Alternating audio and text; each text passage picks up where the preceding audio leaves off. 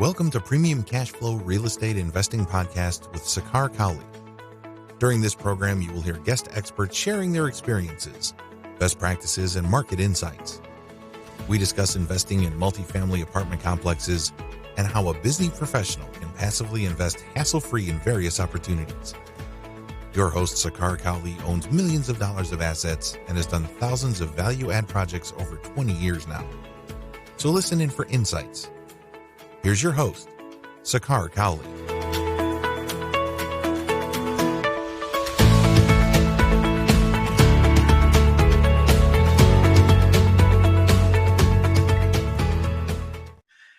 Welcome to another edition of Premium Cashflow Podcast. Today I have a very young investor, Mr. Phil Capron. Phil, welcome to the show.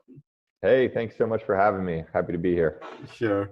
So Phil is based in Virginia Beach, and he has his assets in Norfolk and also Richmond. So spanning across 200 units, and with a few units that he has under contract, he will soon be an owner of 300 units. So that's freaking awesome, Phil. Thanks. We're all trying to be like you. Well, so here we go, Phil. I appreciate your time. So, Phil, do you want to give us a brief background of how your investing journey started and where you're at now? Sure. Yeah, it's going to be a lot of déjà entendu, like you hear all the time with people. You know, you start off in single family and then beat your head against the wall for a little while, and then think that there's got to be a better way. And you've been reading about apartments for a while. And then in my case, just the right opportunity came about. It was sort of right place, right time. Stars aligned. So I was able to get a small building on my own, 14-plex. And then it proved concept to me and let me know that it wasn't just other people that could do this, that I could also do it. It took years and years to do that first big step. But then since that, I've kind of hit the ground running. The next acquisition was 109, and then we just closed on 82. So I've not done that many deals, but I do have a nice growing portfolio that I'm proud of. So I want to keep the momentum going. And, everyone started somewhere. I remember how it was looking for my first flip and, being a residential real estate agent, and, people work hard, but, if you commit to studying and to being in the right circles and to listening to podcasts like this one and engaging, there's no reason why you can't do what I'm doing, what we're doing, because we're regular people too. Absolutely. And I think what you said, Phil, there is very valuable, because I think once you do the first deal, especially the second deal, and you have that traction and momentum around you, I think brokers, community, your investors around you start to recognize that, oh yes, he's very knowledgeable, very much credible in terms of, how you're doing your operations and things like that. And once that momentum builds up, I think that's really awesome for your career, that you start to, open doors that like never, opened. Like brokers will take you seriously. You will start to see those off-market deals and things like that. And it's almost like, floodgates open up. Would you agree, Phil? It's a totally different world. And we're kind of talking about this before we got going here. It's what came first, the chicken or the egg? Right. Nobody will take you seriously until you own a bunch of units. Right. But you can't own a bunch of units until somebody takes you seriously. Right. So that's the catch-22. And the way that I, addressed that was I surrounded myself, and I still do, with people that are better than me. Absolutely. Every way. So what that means to me, or what that's going to mean to a broker or a seller, if you're out shopping, is somebody with some units, somebody that can speak the lingo. I have been educating myself for years and years, but until you've done it, you don't, it's just not the same. Right. But then also balance sheet, you're going to want somebody with, a nice balance sheet that if you're asked, you can show. Sure. Letters from the bank, showing who you're partnering with on property management, who your closing attorney is, who your contractor is, and how you can solve various problems. The more you surround yourself by folks who can, boo you support you in areas which it just might not be your specialty, or that you're just not that strong. Right. Together, you can accomplish a lot. Right. So let me ask you a related question on that, Phil. Is that, when we make the initial offer, like a letter of intent, the LOI as we call it, right? So these LOIs are pretty much what I call it, like an open-ended book. Like people will write just a simple one-page, LOI defining, the basic terms and things like that. And there are other investors where we've seen LOIs that are pretty extensive in terms of defining their team, which are the different aspects, how their motivation is, and how they're going to manage their buildings and things like that. And since, you were saying about your different teams and things like that, can you maybe share, Phil, that how you go about writing your LOIs, what different things you write, and do you describe your team in your LOI and things like that? Can you maybe share how you go about it? That's a fantastic question, because a lot of people do just do the bare minimum. And then you're allowing the seller and the broker, if they don't have a good relationship with you or they don't know you, even if they do, you pass that on to a seller, and they're looking for a couple things. They're looking at, how much are you paying me? How long are you going to take? What areas can you retrade me or weasel your way out of this contract? Basically, That's what the seller is looking for. You want to paint a picture for these folks. Price is a huge thing, but people do business with those they know, like, and trust, or can relate to. So I absolutely always submit my own personal bio that has not only real estate stuff, but some other, kind of points in there that try to bridge the gap between myself and a broker, or myself and a seller, to build a little bit of rapport, even though we've never met. And then, depending on the nature of the project, I absolutely will include key team members. So if it's a heavy reposition value add, which is the types of deals I like to do, by the way, this is my Class A contractor. He's been very successful. He owns hundreds of units in his own right. He commanded hundreds of troops in the Army before starting his contracting business. This is my guy. This is my lawyer. He worked for one of the biggest developers in the country as, private counsel. This is, my asset manager, who is a property manager by trade, and, runs hundreds of units in California, and, brings really interesting ideas to any new market after working in California, where it's very tenant friendly. So the bottom, and sort of the key to this whole business, in my opinion, is how are you solving the seller and the broker's problems? If you can give them a taste of that in your LOI, you're going to be head and shoulders above the competition that just wrote your minimum one pager.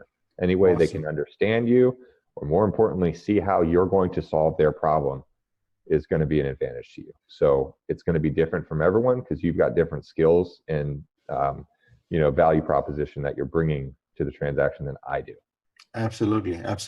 I think those words are like really gold there, Phil, because I think what we have to imagine as buyers is that you got to put yourself in seller's shoes, that he's owning a, like a distressed asset, as you said, Phil, is that he's looking for not only to sell, but at the same time have that conviction in this buyer that, does this buyer have a track record of fixing, like a successful track record of fixing buildings with some like major deferred maintenance issues, And if they don't see that, versus, some other offer that they'll see that, I see this other XYZ buyer that has, a strong record of rehabbing buildings and done successful projects.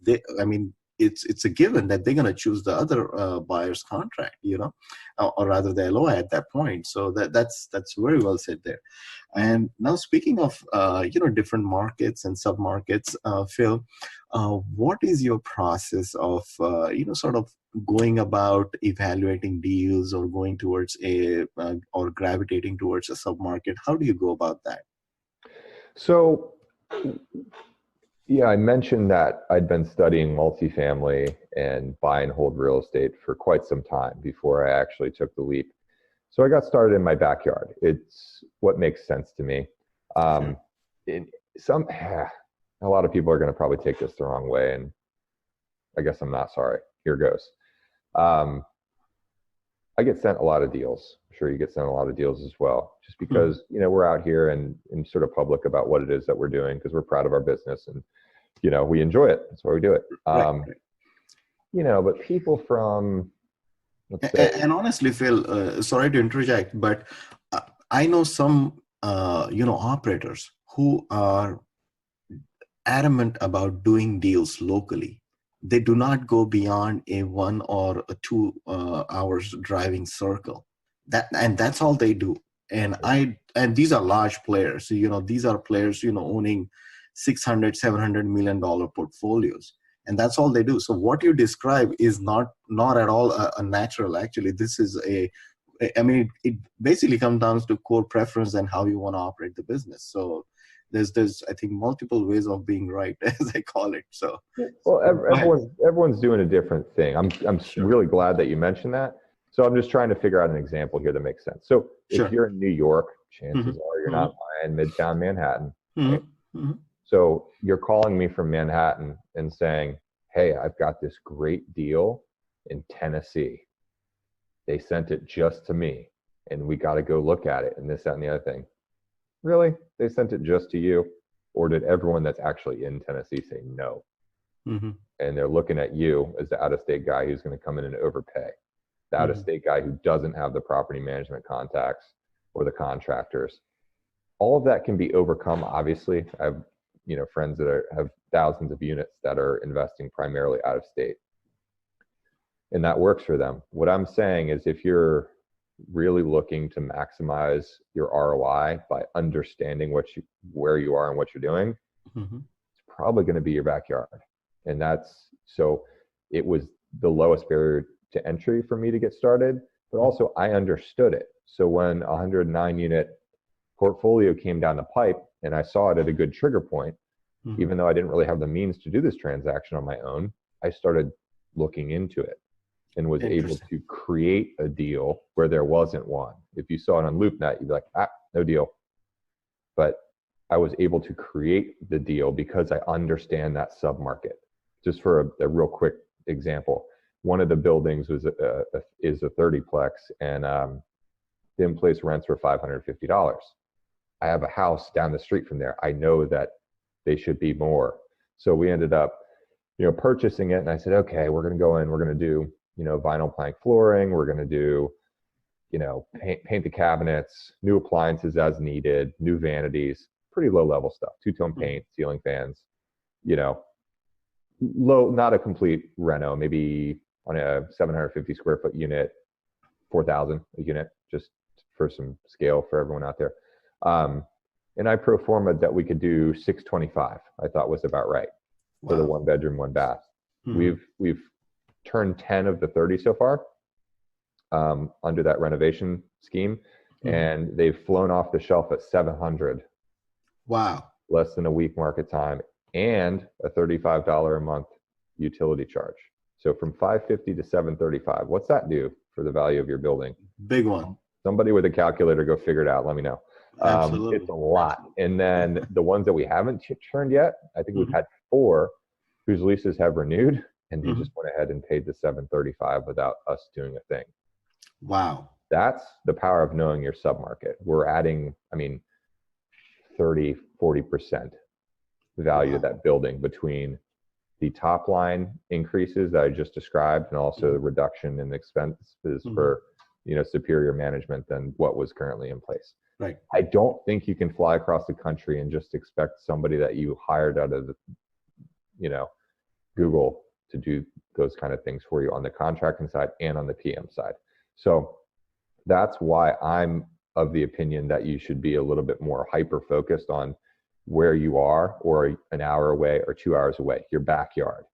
I'm currently looking for a primary, secondary market, oxymoron there, but I would like to have a couple other markets now that I feel like I've got coastal Virginia kind of cornered, as far as, not that I own a ton of units or anything, but when something comes across my desk, I know exactly what it is before I even. Right. You are an expert in that market, and if something comes along, you have that expertise that you can hit the ground running right away. Mm-hmm. Absolutely. So I'm looking for a couple others to dive into because I'm a professional. This is what I do.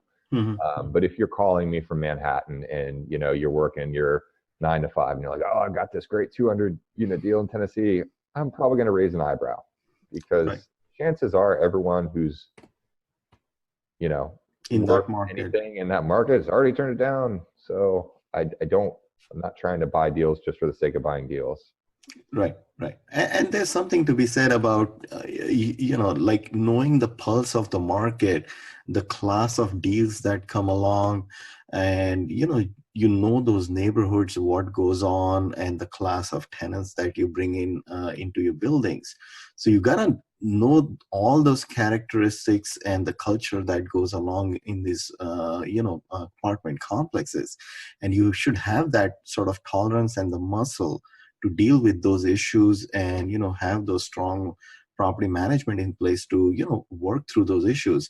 And you cannot expect, as you rightfully said there, Phil, to have someone externally as a property manager to do it. And more importantly, I would like to highlight that you renovated some units, but at the same time, what was powerful that you said, which was actually personally enlightening to me, is that when the lease is renewed for the existing tenants, you pretty much told them that, hey, this is the rent, going rent that we are doing. And look, we successfully have rented these other units at this higher rate.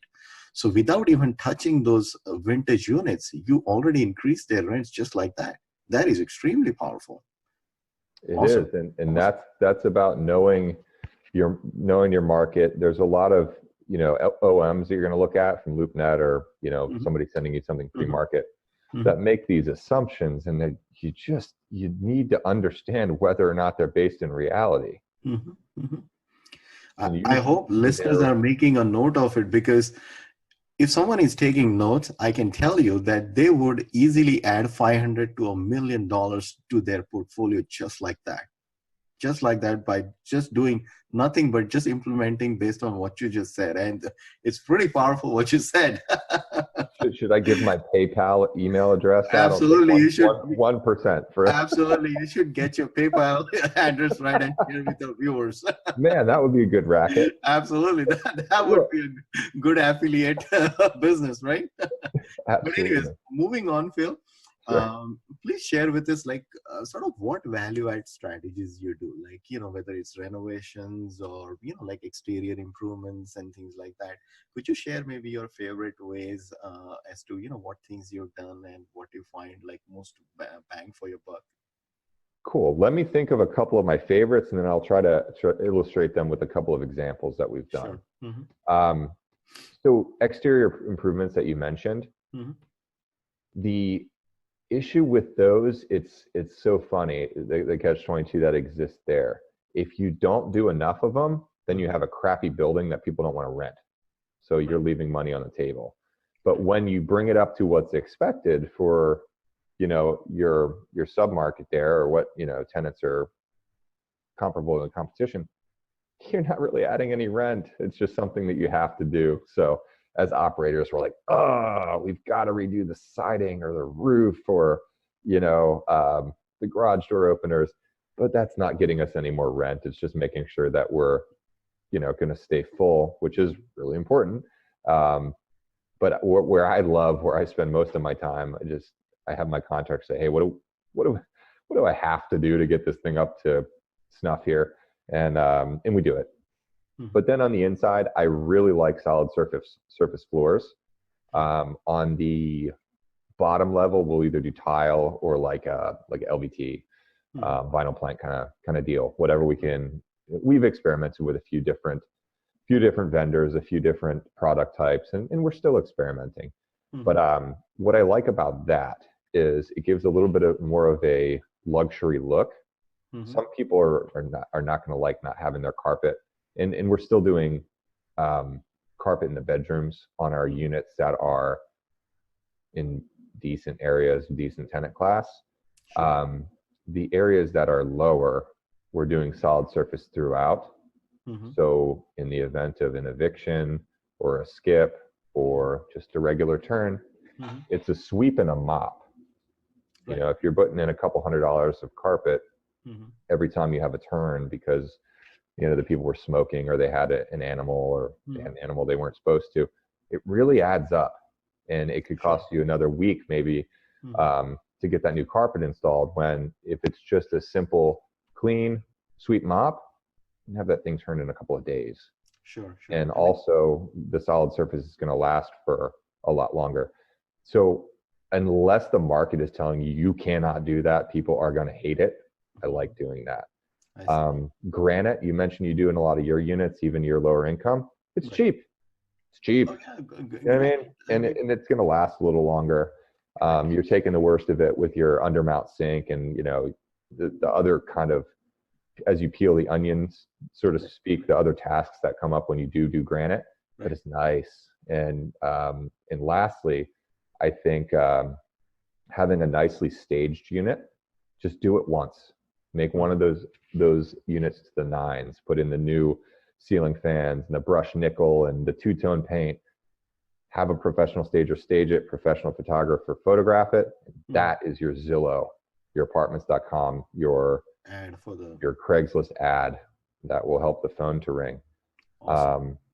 As far as solving problems to add value, you know, one of my complexes that's duplexes on like the same kind of piece of property, 6-foot privacy fences, as well as the solid surface flooring, so people can have large dogs. We're in a military community here. And a lot of people have large dogs. A lot of buildings don't allow dogs over 25 pounds or 50 pounds. So I've found that I can get, you know, on an $800 a month rental, 2-bedroom, 1 bath, I can maybe make it 9. Awesome. Yeah. And I'm not calling it pent rent. I'm just saying we will allow it. I'm not saying to let in like, you know, rabid pit bulls or anything, or, you know, something that you think could be health, safety. But, we got that money back real quick in some really quality tenants that don't want to go anywhere because their options are limited. Right. And, you know, as you said, like providing those hard surfaces, having, you know, like high security fences and things like that, that helps improve the security in general and just the feeling amongst the tenants that, hey, this landlord really cares for, you know, everything that we do, you know. Do you want to hear a fun security story? Absolutely, please. You're gonna love what this is gonna do to our NOI too. So one of the anything that makes money to you want to hear about it? Like absolutely, everybody's all ears. Okay, cool. Most of the people aren't going to care about this tip because they're not going to stick their toe in this kind of water like I did. But one of the buildings we bought in Richmond, it's a D. It's a solid. It's a D. It's bad. I mean, you can set your calendar pretty much monthly. There's murders down the street at the the government housing. So, you know, when I first went in there, you know, the first stop I made was to talk to the police to kind of see what the deal was. And, you know, I established it was going to be a good deal, but a complicated deal. So a lot of people are not going to go this route, nor should you, by the way. But we got under contract, and I called down to the precinct and talked to the officer in charge. I said, sir, you know, we're going to be an apartment owner in your precinct, but we don't want it to be the way that it is. We don't want open air drug markets. We don't want burglaries and assaults, and we want to help. How can we help? And so we talked about it for a little while. What I decided to do is the unit that's currently a storage shed for the maintenance men, we're making it an area that our managers can drop in, sign leases, do work orders, put eyes on, stuff like that. But we're also going to put a couch, a desk, a TV, an Xbox, a coffee pot, and a refrigerator full of whatever they want, and key code access to all of the beat cops that patrol that neighborhood. So instead of sitting in their car and doing reports, they can come in, kick their feet up, have Wi-Fi, have a cup of coffee, and if they have to go 200 yards down the street to the government housing project, they're already pretty much there. In the meantime, a cruiser is sitting in front, right in the center of my complex. Absolutely. Like, talk about having a police car pulling into your complex, and having that presence, and whichever are the bad actors, they're gonna just run away like crickets. they're gonna go away. So we took it one step further. I said, sir, I would like to do a security camera and give you a system on my buildings and allow you to have access in case something happens. You can go in and have evidence and yada yada. What that evolved into was, hey, we're going to give you about $25,000 worth of infrastructure in cameras, and we're going to actually, the city is now going to pay to install them on the city-owned light poles. They're going to run power. They're going to run internet, and the feed goes right to downtown police headquarters. I don't even have to touch it. I'm just making a donation. So they've got cameras that are going to see who's coming by. It's a fairly highly trafficked road, and basically they're telling me if we would have had this, we would have been able to solve crimes because we would have known who was leaving the neighborhood. Right, cha-ching! You just I just heard the money ring. so that I was budgeting that we were going to spend about $10,000 in utilities every year to administrate this camera system. So at an 8 cap, what's that? $125,000 in value. Yep. To my building, and 10,000 OpEx I'm saving every year. That's awesome. But in order for these cameras to see, there's a bunch of big trees, and that line the one street that we want to take a look at the most. And I'm out there with the property manager, and I said, oh man, I've got 10,000 in the budget to remove these trees. Contractor, is this going to be enough? It's probably going to be closer to 12 or 15. All right, well, let's get it done. And the property manager says, bad news, Phil. They're on the outside of the sidewalk. That's city property. I said, oh, that's great news. I'm just going to call the LT. So one of my partners just called. They're being chopped down as we speak.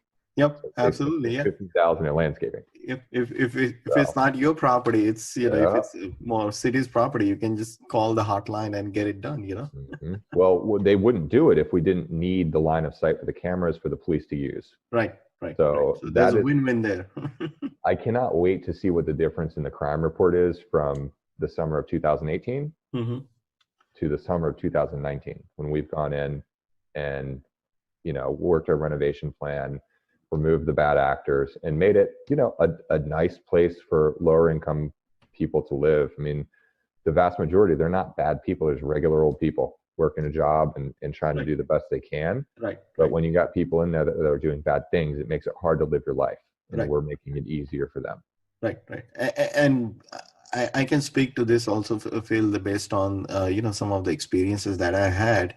Anytime you do some of the security things, whether it's just security doors or electronically operated security doors, cameras, and things of that nature, my God, like the other tenants who are at the receiving end of this, that for no fault of their own, they are in the other units, they appreciate it so much that I wouldn't be surprised that your occupancy is going to go up and you'll have just a whole lot more positive experience. This is such a huge win-win. Awesome. It is. I'm stoked about that. So that's my creative tip as to how you can create improvements that boost revenue, but also everything that you just talked about. Yep. I mean, those are really valuable experiences that you shared, Phil. Speaking of these syndications and joint ventures, Phil, so you shared earlier that most of your deals that you do are, in a joint venture, and you are looking at syndications also. But can you maybe share, like, why would someone prefer a joint venture model versus going down the syndication route? Could you maybe share your thoughts on that? Absolutely. So there's no right or wrong. It's just what's right for you.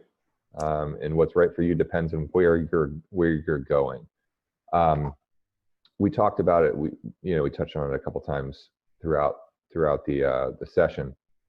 But people that are looking for different things within the marketplace, when I'm talking to a new broker and they ask me what my criteria, what I'm looking for, basically, I say if it qualifies for agency debt, aka it's in good shape, 90% occupied, hits other core metrics, don't send it to me. Right. Because there's a million syndicators out there right now that are paying top dollar, in my opinion, a lot of the cases too much for those types of assets. We all know that we're towards the top of a market, maybe not exactly at the top, but towards the top. So the deals that I'm doing, if I can't add massive value, 30, 40, 50% to the NOI, I sort of don't want to do them. So the deals that I'm attracted to are the ones that everyone else is missing. The ones that don't have the property management relationships, the the contracting relationships, and the appetite to go solve big problems. So if you're like me, that you're trying to zig when everyone else is zagging, going for all the big and clean stuff and syndicating and eking out, a little cash for yourself and, nice return for your investors. If you're trying to add massive value and completely reposition stuff, and on smaller deals, joint venture is something that you should consider. And the difference for, I'm not an attorney, so don't take everything is absolute gospel, but syndication is a filing through the Securities and Exchange Commission. You're basically selling shares of a particular project, to put it in layman's speak. A joint venture, you, me, a couple other buddies, we're all putting in our time, expertise, and capital to make this deal work. So a way an attorney explained to me one time is, if someone gives you money and is counting on you solely for their return, that's syndication. That is a limited passive investor. But if that person is doing something, AKA the contracting, the property management, helping with the books, helping plan the project, helping with the due diligence, they're actively involved in the success of that project. They're using their own money, and therefore can be structured as a joint venture partnership.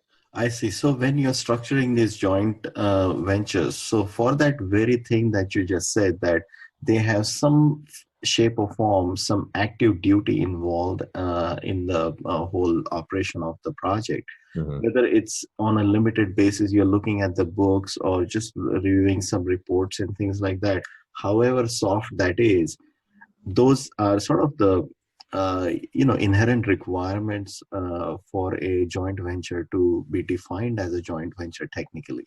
Right. Basically, if a project were to go bad, and God forbid you lose all your money, you lose your investors' money, and they want to sue you and bring you up in front of the SEC, the way that I do it is I don't have any partners that are like passive, like they just give us money and that's it. We hold meetings, we eat minutes, we cast votes, we sign the votes, we go on site together, we go to LOIs together. We are working hard to create the value that we describe. But if you're just looking to place your money or to collect people's money, then you're going to be a syndicator, and you really do need to seek the counsel of a syndication attorney and make sure that you've got all your ducks in a row paperwork wise, because you certainly don't want the alternative. You don't want to do something wrong when there's that much riding on it. And I want to do syndications. One that I've got under contract right now, I likely will make a syndication, even though it doesn't need to be one. It's a small deal, but just to do it. And then that's just another tool in my toolbox. Right. And then obviously there are aspects about, how big the deal is, as you said, plus, syndication costs and things like that. So for smaller deals, obviously, joint venture or JV, as people call it, is I think the right strategy. And I think what you highlighted, that having sort of, everybody at a equal shoulder and doing some active form of, of work is, those are some valuable things there, Phil. So awesome. And in this, like the assets that you play in, Phil, what is your exit strategy? Is your exit strategy more about, hey, let's just spend 2-3 years, let's bring in, the NOI and things like that? So are you looking to sell down the line, or perhaps do a 1031 exchange into something bigger? Or the play is more like, hey, these are vintage assets. If we own them, we improve them. Once they bring back online, you have a long-term debt place on them. Are you looking to them, maybe hold on to them long-term? What's your philosophy behind this? So one last parting shot on the syndication versus joint venture thing that I didn't address well is the type of debt you're taking. I mentioned, hey, if it qualifies for agency debt, don't send it to me. So for those out there who didn't quite catch that or do not understand what that means, agency would be your Freddie Mac, your Fannie Mae. It's non-recourse debt. Right. So you do need to have a balance sheet guarantor, aka someone with a net worth greater than your purchase price for non-recourse. Right. But it's easier to find that person to sign on non-recourse than recourse, which is the type of funding that we use to get into these ugly deals. Absolutely. Which is if you don't pay the mortgage, you are all personally responsible. Right. All the weight is on your shoulders. Right. So at a certain point, yeah, I know a lot of people that are trying to get in this business, and I partner with them, and we do these quote unquote small deals for a couple million up to maybe like 5 or 6 million. But if you're doing 20 million, that's serious. It's gonna be tough to find 3 or 4 of your friends to sign up to $20 million worth of debt. So I thought that was worth mentioning there. But now that I've gotten tangented, sorry, can you repeat the question I'm supposed to be? No, I was just saying about your exit strategy. Exit, thank you. Yep. So a mentor of mine says, do not wait to buy real estate like I did. I mean, I sat on the sidelines flipping houses and, doing stuff that didn't make me any long-term wealth, maybe some money, but not wealth for almost a decade. Buy real estate and wait. So I don't ever want to sell something that I've purchased. Gotcha. If you're doing a syndication, you're going to be what's called internal rate of return. It's how basically, you figure out the velocity at which your investor's money is working. Usually a sale is figured in, or if you get a really great deal, you can refinance the investors out for their whole principal, and then they stay on as a small partner or whatever. I don't want to sell anything that I currently own ever. I have partners that are of a similar opinion. As you get into bigger deals and more kind of cooks in the kitchen, there are different forces that come into play. Correct. Yeah, and that just, again, it depends on where you're going. The issue I have with the folks that are trying to sell every 5 years, basically they're taking all of their depreciation, and then once that's used up, they've made a little cash flow, they've got a little appreciation, they roll in 1031 onto the next one. It's kind of exhausting. For me, it's about that passive cash flow or semi-passive cash flow that enables me to do all the other things I want to do with my life. Maybe 20 years from now, if we still have these assets, maybe I can convince my partners to owner finance them out to the next guy or the next group, so that we keep the cash flow. We just don't have any of the headaches anymore. I think that's the best way to do it. But 1031ing is certainly viable. If you're in a market that's been appreciating like ours has for a while, and you own some stuff, sell it. It's probably going to be the highest price you'll get for the next decade. So if you're thinking to sell now. Right. And obviously, as you said, Phil, there are, multiple right answers, right? So you could have a core strategy and also have select projects where you say that, hey, maybe perhaps we'll syndicate some stuff, and your project plan calls for, like a sale at the, year 5, year 7, something like that. But your core strategy still can be doing what you do exactly and do more of it. And as you said, that you have, local community banks debt on it, and keep that going. And, so it can be sort of a happy marriage of both avenues, that you do what you're doing now, plus, as different, opportunities line up, you can syndicate and, perhaps sell down the line. So that's awesome. One, I kind of got onto a ramble there.